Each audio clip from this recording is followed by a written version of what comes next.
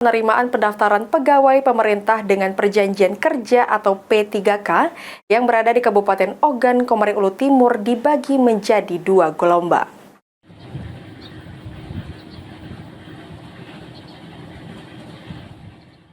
Pemerintah Kabupaten Ogan, Komering Ulu Timur melalui Badan Kepegawaian dan Pengembangan Sumber Daya Manusia membuka pendaftaran pegawai pemerintah dengan perjanjian kontrak atau P3K di tahun 2024 sebanyak 1.436 formasi.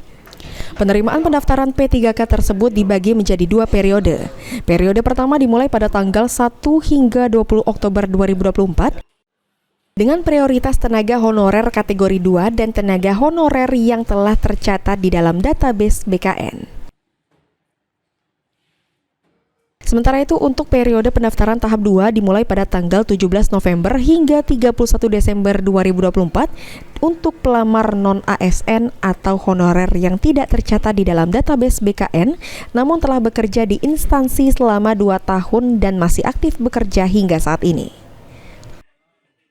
Pembukaan pengumuman formasi P3K ini ada 2 gelombang. Yang pertama, gelombang pertama ini dikhususkan bagi mereka yang pertama itu K2, kemudian yang tenaga non-ASN yang terdata di database BKN. Itu untuk yang tahap pertama. Kemudian di tahap kedua nanti akan dibuka juga untuk mereka yang non-ASN yang saat ini masih aktif tapi belum terdata di pangkalan database BKN.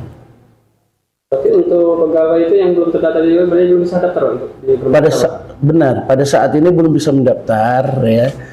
Mereka bisa mendaftar di gelombang kedua nanti atau tahap kedua, tapi dengan syarat mereka sudah mempunyai masa kerja 2 tahun. Dan masih aktif hingga saat ini.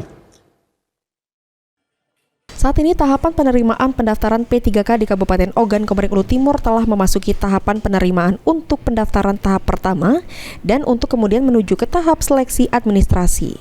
Elvandri Jeffriyadi, POL TV.